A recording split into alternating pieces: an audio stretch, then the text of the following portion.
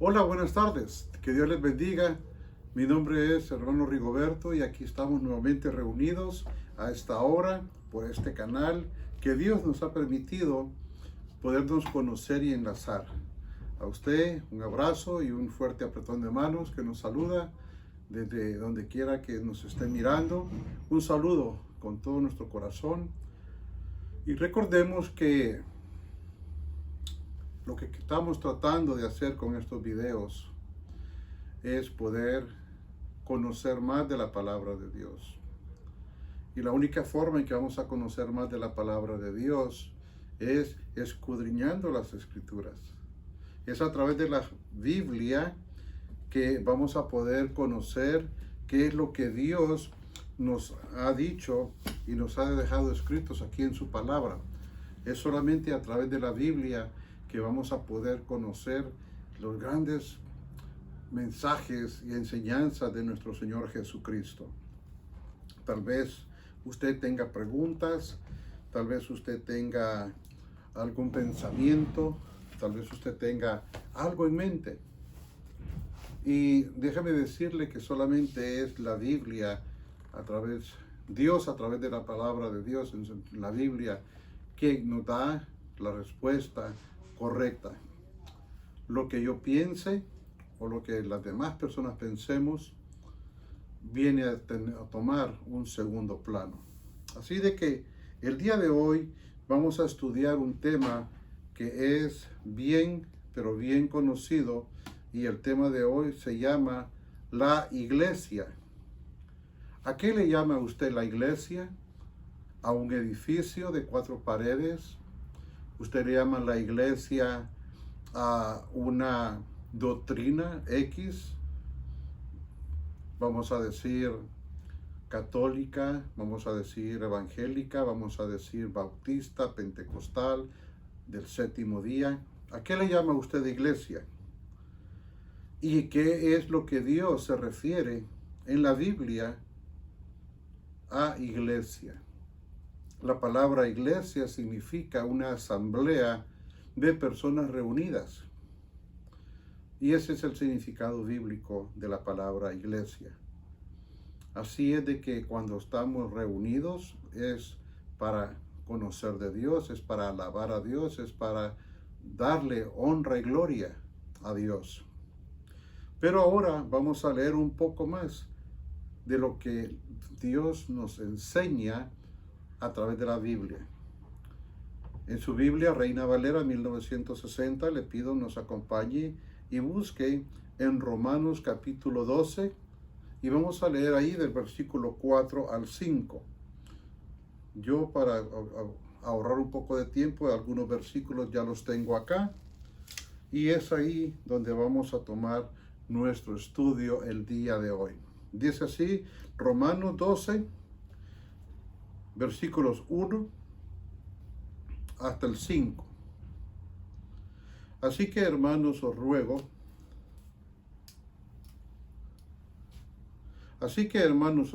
por las misericordias de Dios, que presentéis vuestros cuerpos en sacrificio vivo, santo, agradable a Dios, que es vuestro culto racional. No os conforméis a este siglo, sino transformaos por medio de la renovación de vuestro entendimiento, para que comprobéis cuál sea la buena voluntad de Dios, agradable y perfecta. Digo pues, por la gracia que me es dada, a cada cual que está entre vosotros, que no tenga más alto concepto de sí que el que debe tener, sino que piense de sí con cordura, conforme a la medida de fe que Dios repartió a cada uno. Porque de la manera que en un cuerpo tenemos muchos miembros, pero no todos los miembros tienen la misma función. Así nosotros, siendo muchos, somos un cuerpo en Cristo, y todos los miembros los unos de los otros. Padre, gracias te damos por esta hora, Señor, que nos reunimos para estudiar un poco de tu palabra. Ilumínanos, Señor, y ayúdame, Señor, a poder compartir el mensaje de tu palabra correctamente. Te lo pedimos, Señor, en el nombre de Cristo Jesús. Amén. Bueno, la Biblia, hermanos, es bien clara cuando nos enseña acerca de la doctrina de la iglesia. Y el verso que acabamos de leer en el versículos 4 y 5, me voy a saltar hasta ahí, en donde dicen: porque de la manera que en un cuerpo tenemos muchos miembros, para que no todos los miembros, pero no todos los miembros tienen la misma función. Dentro de una asamblea que está, dentro de una iglesia, de una asamblea que está alabando a Dios, hay muchas personas y muchos miembros de la iglesia que tienen diferente función. Y si nos regresamos un poquito al versículo número 2, dice: no os conforméis a este siglo.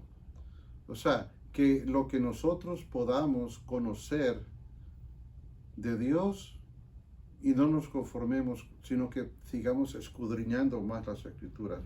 Si uno dice: transformaos por medio de la renovación de vuestro entendimiento, para que comprobéis cuál es la buena voluntad de Dios, agradable y perfecta. ¿Cuál es la voluntad de Dios en mi vida? ¿Cuál es la voluntad de Dios que es agradable y perfecta? ¿Cómo yo puedo buscar agradar a Dios en su voluntad? Bueno, para este estudio bíblico de hoy queremos hacer un repaso acerca de lo que es la evangelización a través de la iglesia neotestamentaria. ¿Qué significa esto? Hacer un estudio de lo que es la iglesia neotestamentaria. Bueno, podemos ver en los primeros capítulos del libro de los Hechos. Específicamente vamos a ir a Hechos capítulo 1, verso 8. Y eso es, hermanos, un mensaje que nos enseña cómo está el hecho.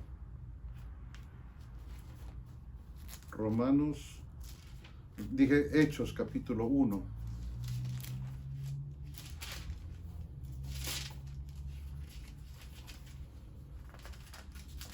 Si usted ya llegó, solamente espéreme y le vamos a leer capítulo 1 de Hechos, versículo 8, que dice: pero recibiréis poder cuando haya venido sobre vosotros el Espíritu Santo, y me seréis testigos en Jerusalén, en toda Judea, en Samaria y hasta lo último de la tierra. Entonces, el Evangelio a través del Nuevo Testamento comienza aquí Jesucristo dándonos las indicaciones. Primeramente dice: pero recibiréis poder cuando haya venido sobre vosotros el Espíritu Santo, y me seréis testigos en Jerusalén. Entonces, la evangelización a través del Nuevo Testamento nos enseña que desde el capítulo 1 hasta el capítulo 7 de Hechos fue la evangelización a todo Jerusalén. El apóstol Pedro evangeliza a todos los judíos en las ciudades de Jerusalén, haciendo referencia al pasaje de Hechos 1:8. Cuando dice: pero recibiréis poder cuando haya venido sobre vosotros el Espíritu Santo, y me seréis testigos en Jerusalén. Como acabamos de decir, capítulos 1 al 7 de Hechos está lleno de la evangelización a los judíos por parte del apóstol Pedro. Esta evangelización ha sido dirigida a los judíos solamente. Y usted puede ir tomando nota, y si usted estudia del Hechos capítulo 1 hasta el 7 por el apóstol Pedro, nos vamos a dar cuenta y vamos a encontrar cómo la iglesia fue creciendo a través de la evangelización a los judíos, como está escrito en Hechos 1:8, en Jerusalén. Después de estudiar el capítulo 1 al 7 de Hechos, vemos que la segunda etapa de la evangelización comienza en el capítulo 8 hasta el 12 de Hechos, cuando dice: en Samaria, en Judea y en Samaria. Entonces, los capítulos 8, 9, 10 y 11 y 12 se especifica especialmente la evangelización de estos. Es ahí cuando fue evangelizado el apóstol Pablo. En aquel tiempo el apóstol Pablo era llamado Saulo y era de la ciudad de Tarso. Era un hombre que perseguía a la iglesia en ese tiempo. En esta segunda etapa de evangelización dirigida a judíos y samaritanos por el apóstol Pedro y con su base de operaciones aún en Jerusalén. Pedro aún no salía de Jerusalén. Cuando ya le damos más énfasis y color a Hechos 1:8, dice, y hasta lo último de la tierra, termina el versículo de Hechos 1:8, hasta lo último de la tierra. Y eso último de la tierra, esta es la tercera etapa de evangelización y que fue ya realizada por el apóstol Pablo. Fue dirigida a judíos y a gentiles y la base de operaciones fue ahora en Antioquía.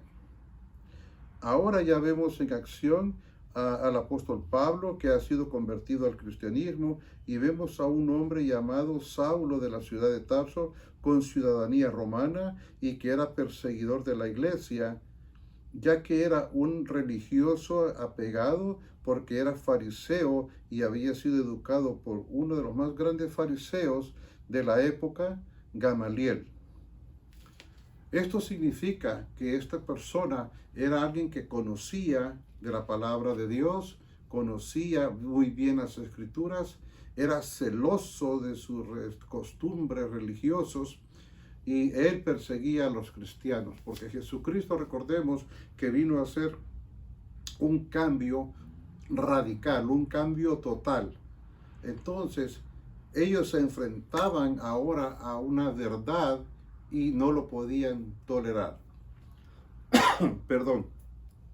Entonces, cuando llegamos a esta tercera etapa de evangelización, cuando dice hasta lo último de la tierra, es cuando comenzamos a ver cómo el apóstol Pablo había sido alcanzado por Jesucristo en el capítulo 9, versos 10 y 11, y vamos a ver eso, cómo el apóstol Pablo ahí fue alcanzado en su camino a Damasco por el Señor Jesucristo. Vamos a ir a Hechos 9, versos 10 y 11, dice de la siguiente manera. Había entonces en Damasco un discípulo llamado Ananías, quien el Señor dijo en visión, Ananías, y él respondió, heme aquí, Señor. Y el Señor le dijo, levántate y ve a la calle que se llama Derecha, y busca en casa de Judas a uno llamado Saulo de Tarso, porque aquí él ora. Y ha visto en visión a un varón llamado Ananías que entra y le pone las manos encima para que recobre la vista. Y bajando hasta el versículo 15 dice, y el Señor le dijo, ve, porque instrumento escogido me es este para llevar mi nombre en presencia de los gentiles y de reyes y de los hijos de Israel, porque yo le mostraré cuánto le es necesario padecer por mi nombre. Y note en donde dice el versículo 15, para llevar mi nombre en presencia de los gentiles. Aquí cuando se está Dios dirigiendo a este siervo Ananías acerca de Pablo, que lo va a enviar a los gentiles, es donde se completa aquel versículo 1, verso 8, de Hechos, donde dice hasta lo último de la tierra. Y ahí, gracias a Dios, entramos usted y yo. ¡Qué bendición! Ahora bien, cuando Pablo es convertido al cristianismo, vemos su conversión en el capítulo 9 de Hechos, y lo primero que Dios hace con él es cambiarle el nombre de Saulo de Tarso a Pablo. El nombre de Pablo significa pequeño, y el ministerio que le fue dado es el de los gentiles, el de llevar el evangelio a los gentiles. Ahí se complementa hasta lo último de la tierra. Hizo 3 viajes misioneros y escribió 13 cartas. ¡Qué bendición! Cómo el Señor lo utilizó, cómo el Señor ha sido con Pablo y nos ha bendecido a través de su ministerio. Estas epístolas de Pablo llegaron a ser conocidas, las cuales sirven para corregir hasta el día de hoy y para edificar a su iglesia. Recuerde que estamos hablando acerca de la iglesia y estas cartas de Pablo han sido específicamente para edificar la iglesia hasta el día de hoy. Recordemos que la Biblia es inspirada por Dios y el apóstol Pablo aquí fue inspirado a escribir estas cartas para poder ser una herramienta útil en las manos de Dios y poder ser de bendición a la iglesia del Señor ahora. Veamos lo que dice Romanos capítulo 12, versículos 4 y 5, allá donde comenzamos nuestro estudio el día de hoy. Vamos a volver a Romanos capítulo 12, 4 y 5, dice de la siguiente manera.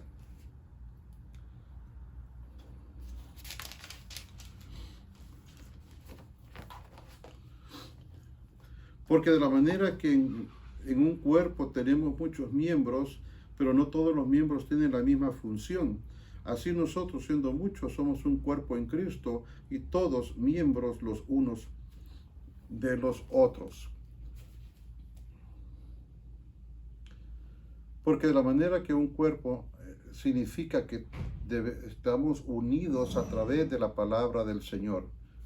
En cuanto a este tema, Dios reveló a las epístolas del apóstol Pablo las siguientes verdades. Vamos a ver una serie de verdades las cuales nos hablan de la iglesia y de la verdad de la iglesia el día de hoy.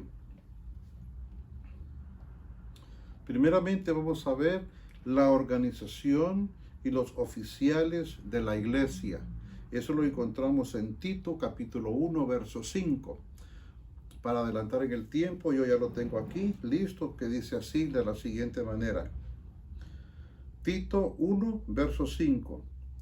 Por esta causa te dejé en Creta para que corrigieses lo deficiente y establecieses ancianos en cada ciudad, así como yo te mandé. ¿Qué entendemos por organización? Dice el apóstol Pablo a Tito y le dice que estableciera ancianos. El establecer los ancianos es para tener un orden, una organización. Y lo que orden significa es planificar, disponer, arreglar, constituir, estructurar, instituir, establecer, regularizar, reformar, dirigir, ordenar, mandar, coordinar, decidir, administrar. Todos estos son sinónimos en sí y la palabra de Dios nos habla en Tito capítulo 1 verso 5 de establecieses ancianos. Note la segunda parte del verso 5. Establecieses ancianos en cada ciudad, así como yo te lo mandé. Aquí está el apóstol Pablo siendo usado, siendo un instrumento de Dios para establecer la iglesia. Y en el verso 5 de Tito 1 dice que está para establecer los líderes de la iglesia. Es Dios quien pone al líder en la iglesia, es Dios quien dirige a cada hombre en la iglesia y es Dios quien establece el que va a estar en ese orden. Ahora, ¿qué entendemos por organización? Ya dijimos. Ahora, vamos a llegar a Efesios capítulo 4, verso 11, para hablar un poco el panorama al contexto de lo que estamos hablando.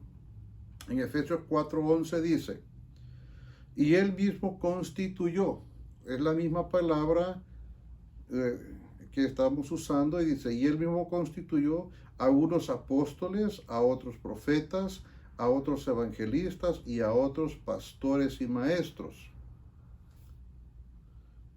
Eso significa que Dios es quien pone a los líderes en la iglesia para la organización de esta. El verso 12 dice, a fin, o sea, los utiliza con el propósito, a fin de perfeccionar a los santos para la obra del ministerio, para la edificación del cuerpo de Cristo. El que haya un maestro en tu iglesia, el que haya un pastor en tu iglesia, es con el propósito de que cada uno de nosotros sea edificado espiritualmente. Estamos hablando de Dios y Dios está construyendo su iglesia. Recordemos que todo esto es espiritual y podemos hablar de muchas organizaciones. Por ejemplo, podemos hablar de la organización de un equipo de fútbol. Uno es el portero, luego están los defensas, luego están los que juegan de volantes o de medios, y luego están los atacantes. ¿Que cualquiera de estos puede hacer cualquier función? Sí, pero el orden que el entrenador le da es, usted va a ser el portero, usted va a ser el delantero. Y tienen su posición y tienen su área de juego dentro de un terreno, dentro de un campo de fútbol. Pero dice, todos son un solo equipo. Todos son un solo equipo. Sea del deporte que usted conozca o practique mejor. Unos jugadores van a tener una posición y una función y van a tener un trabajo en esa posición, pero al final todos son un equipo. Veamos qué dice la Biblia acerca de esto en Génesis 11, versículo 6. En Génesis 11, versículo 6, se estaban juntando la gente y los hombres para construir la Torre de Babel. Y cuando Dios vio esto, dijo, he aquí que el pueblo es uno. Entonces, este pueblo estaba organizado para un propósito, el cual era la construcción de la Torre de Babel. Y así, Dios el día de hoy quiere que usted y yo estemos organizados en una asamblea, en una iglesia, para servirle, con el propósito de servirle, con el propósito de adorar a Dios.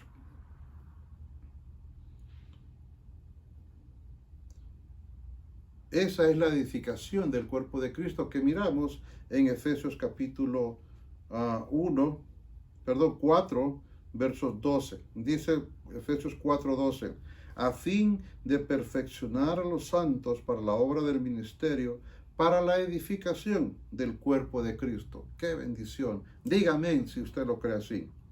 Ahora, número 2. Número 1, dijimos de que Dios establece los líderes y pone el orden en la iglesia. Número 2, los creyentes todos somos una sola iglesia, tanto judíos como gentiles. Eso lo vamos a encontrar en Efesios capítulo 2, versos 11 al 15. Efesios 2, del 11 al 15, dice de la siguiente manera. Por tanto, acordaos de que en otro tiempo vosotros los gentiles, en cuanto a la carne, erais llamados incircuncisión por la llamada circuncisión, hecha con mano de la carne. En aquel tiempo estabais sin Cristo, alejados de la ciudadanía de Israel y ajenos a los pactos de la promesa, sin esperanza y sin Dios en el mundo. Pero ahora en Cristo Jesús, vosotros que en otro tiempo estabais lejos, habéis sido hechos cercanos por la sangre de Cristo, porque Él es nuestra paz, que de ambos pueblos hizo uno, derribando la pared intermedia de separación, aboliendo en su carne las enemistades, la ley de los mandamientos expresadas en ordenanzas, para crear en sí mismo de los dos un solo y nuevo hombre, haciendo la paz. Y mediante la cruz reconciliar con Dios a ambos en un solo cuerpo, matando en ella las enemistades. Qué bendición que aquí podemos ver que todos los creyentes ahora estamos unidos en Cristo. Todo hombre, toda mujer, de toda raza, en Cristo somos uno, porque Él es el fundamento de nuestra iglesia.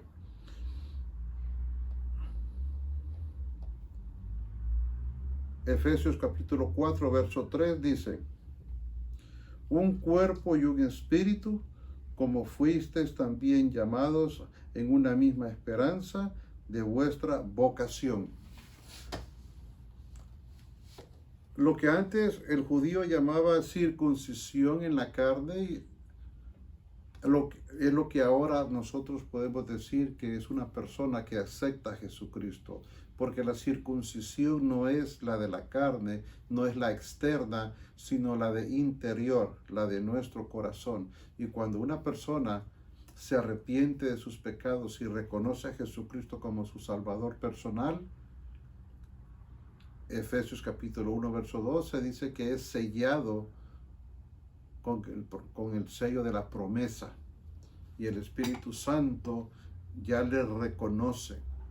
Entonces, no importa si tú vienes de una raza o de una religión o de otro país o de otro pueblo, en Cristo todos somos uno, una sola iglesia para el Señor.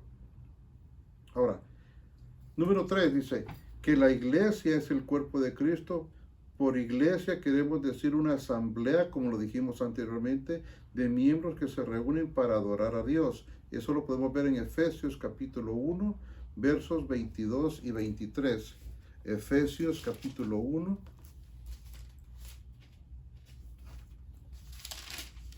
Si usted ya llegó, espéreme por favor. Efesios 1, 22 y 23 dice de la siguiente manera: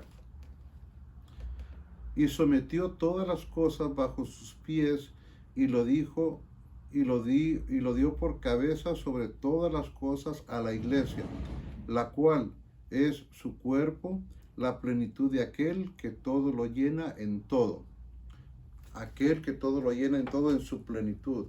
Amén. Y Colosenses 1:18, para darle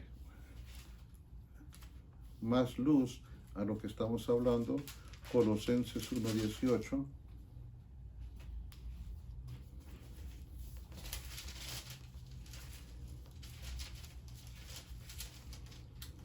Dice de la siguiente manera: y Él es la cabeza del cuerpo, que es la iglesia, el que es el principio, el primogénito de entre los muertos, para que en todo tenga la preeminencia. Hay maestros, hay líderes, hay pastores, pero dice la Biblia que Él es la cabeza del cuerpo de la iglesia. Él es el líder, a Él es al que debemos nosotros de seguir, y en Él debemos poner nuestros ojos. Número 4, el comportamiento debido de la iglesia. El comportamiento se refiere a cómo dentro de la iglesia, si tú has aceptado a Jesucristo, cómo debe ser tu comportamiento. Vamos a leer Efesios 4:25.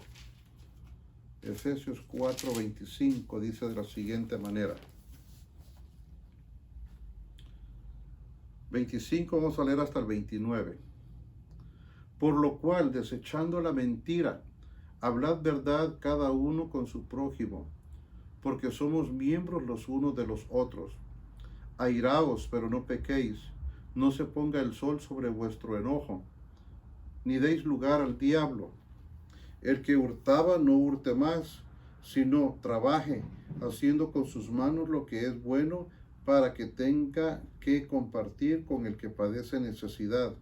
Ninguna palabra corrompida salga de nuestra boca, sino la que sea buena para la necesaria edificación, a fin de dar gracias a los oyentes. Qué bendición el podernos dirigir a nuestros hermanos, a nuestro prójimo, como dice aquí, sin ira, sin enojo, sin engaño, con honestidad.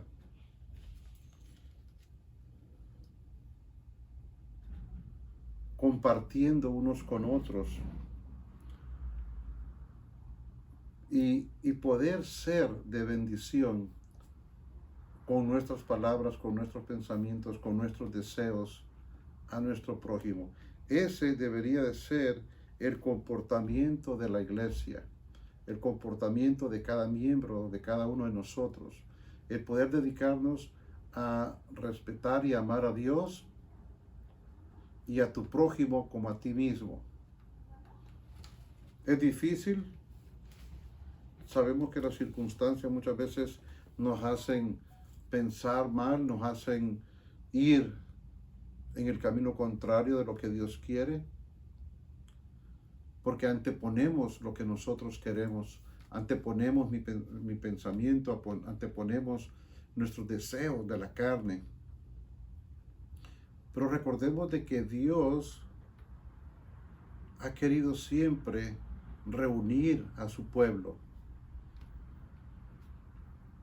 Y tal vez Él usa circunstancias adversas en nuestra vida, en la salud, en el trabajo, en lo económico, con la intención de que nos volvamos a Él, con la intención de que le busquemos a Él, con la intención de que seamos para Él todo y completo, y que le podamos amar y respetar como Él quiere que nosotros lo hagamos. Busquemos hacer el bien. Pensemos antes de tomar decisiones. Tomemos una píldora de calma antes de airarnos. Tomemos la palabra de Dios en serio. Y esa paz que el Señor nos da, que no nos la robe nada ni nadie. Vamos a continuar aquí. Como iglesia tenemos una misión, la cual es predicar a Jesucristo.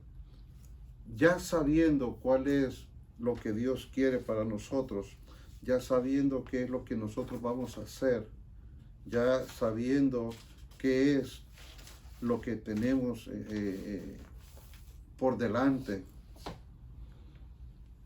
Lo mismo que Dios le da a uno, se lo da a todos. Y como iglesia debemos querer llevar el Evangelio a todo aquel, como dijo Dios en Hechos capítulo 1, verso 8, hasta lo último de la tierra. Sea parte de ese verso, cuando dice hasta lo último de la tierra. Si usted es cristiano y usted conoce el plan de salvación y lo puede compartir con otra persona, a toda hora es buena hora para compartir el Evangelio y poder llevarlo a cada uno de nosotros. Leamos Efesios 4, versículos 11. Efesios 4, versículos 11.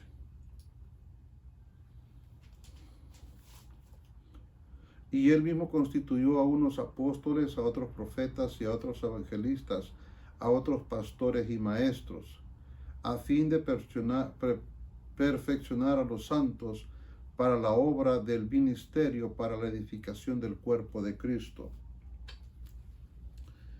De esta manera nosotros vamos a estar llevando la edificación del cuerpo de Cristo.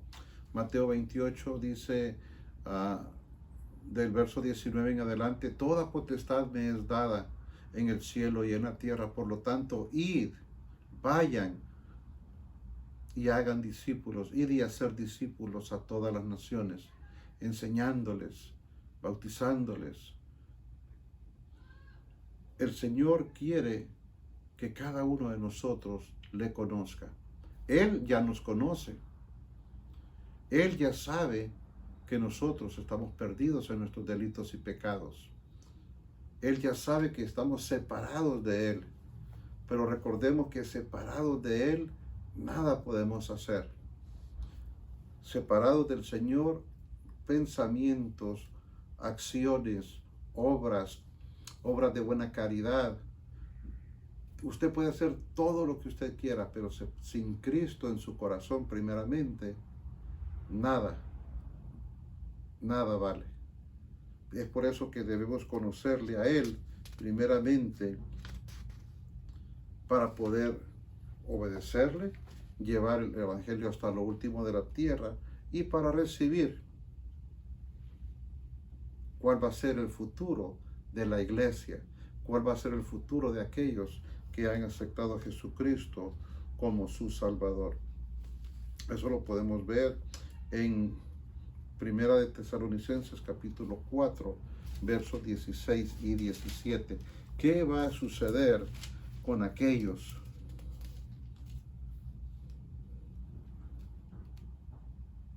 que han aceptado a Jesucristo? Esto es lo que va a suceder a la iglesia, aquel que ha aceptado a Cristo como su Salvador. Dice así, Primera Tesalonicenses capítulo 4, 13, versículo 13 dice, tampoco queremos, hermanos, que ignoréis acerca de los que duermen, para que no os entristezcáis como los otros que no tienen esperanza. Cuando la Biblia dice, tampoco queremos, hermanos, que ignoréis acerca de los que duermen, se refiere a todo aquel que ha creído en Cristo y que ya ha fallecido. Porque si creemos que Jesús murió y resucitó, así también traerá a Dios con Jesús a los que durmieron en él. Todo el cristiano que ha muerto, el Señor lo resucitará. Y luego dice, por lo cual os decimos que esto en palabra del Señor, que nosotros que vivimos, que habremos quedado hasta la venida del Señor, no precederemos a los que durmieron. ¿Qué quería decir el apóstol Pablo cuando escribió esto? El apóstol Pablo dijo, nosotros los que vivimos, porque él pensaba que iba a estar vivo en la venida del Señor. Y ese debería de ser el mismo pensamiento de cada cristiano. Estar pendiente día a día de cuándo va a ser la venida del Señor. Y dice, nosotros que estemos vivos. Ese era el pensamiento del apóstol Pablo, y que ese sea el pensamiento mío y suyo, que si el Señor viene cuando estamos vivos, el Señor, ven pronto ya, Señor Jesús. Y dice, porque el Señor mismo con voz de mando y con voz de arcángel y con trompeta de Dios descenderá del cielo, y los muertos en Cristo resucitarán primero. Gloria a Dios por eso. Luego nosotros, los que vivimos, los que hayamos quedado, seremos arrebatados juntamente con ellos en las nubes para recibir al Señor en el aire, y así estaremos siempre con el Señor. Por tanto, alentaos los unos a los otros con estas palabras. Ese es el futuro de la iglesia. La iglesia está conformada en orden por lo que el Señor nos ha mandado, el orden de Dios. Vimos que el Señor ha ordenado a la iglesia, ha puesto a unos como maestros, ha puesto a otros como pastores, y llegamos al punto final, el cual es el futuro de la iglesia en aquel día que el Señor vendrá por nosotros. Entonces, dicho estas cosas, hermanos, sabiendo que Dios ha puesto la organización de la iglesia, que el evangelio es para todo aquel que cree, judíos y gentiles, que la iglesia es el cuerpo de Cristo, que el comportamiento debido de todos los que están en la iglesia, cuál es la misión de la iglesia al llevar el evangelio a todos los perdidos, y el futuro de la iglesia será que el Señor va a venir por todo aquel que en él ha creído. Cuando ya llegamos a todo esto, vamos a entender de que Dios lo eligió a usted para un trabajo, el cual es que le conozca, que usted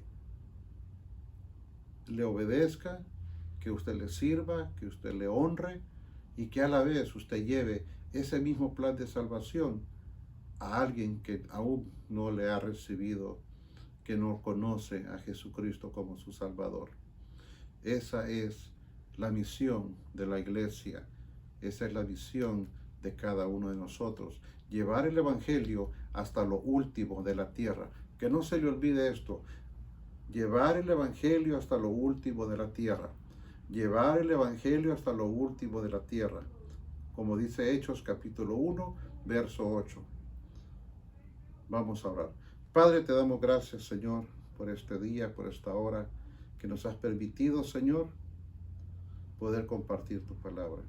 Obra en aquel que está escuchando, Señor, a esta hora, y te doy gracias, Señor. Tú conoces los corazones, Señor. Tú sabes las situaciones en cada hogar, y tú sabes, Señor, cómo hace las cosas. Gracias por el orden establecido, Señor. Gracias por edificarnos. Gracias por darnos el entendimiento. Gracias por llevarnos, Señor, tomados de la mano. Y gracias, Señor, porque solamente tú eres capaz de todo esto.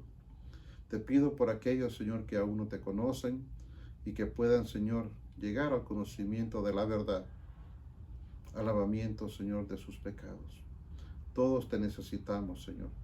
Yo te pido por tu iglesia, Señor, y que nos ayudes a amarnos, que nos ayudes, Señor, a obedecerte y a esperarte, Señor, con ansias, con deseos, Señor, de que vengas pronto, Señor Jesús.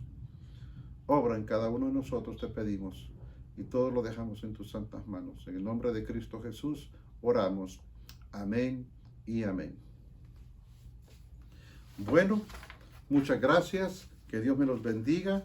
Este es un estudio acerca de lo que es la iglesia y cómo Dios estableció la iglesia para el día de hoy y el futuro de la iglesia. Nos vemos en una próxima oportunidad. Que Dios me los bendiga. Y recuerden, les saluda el hermano Rigoberto. Hasta la próxima. Adiós.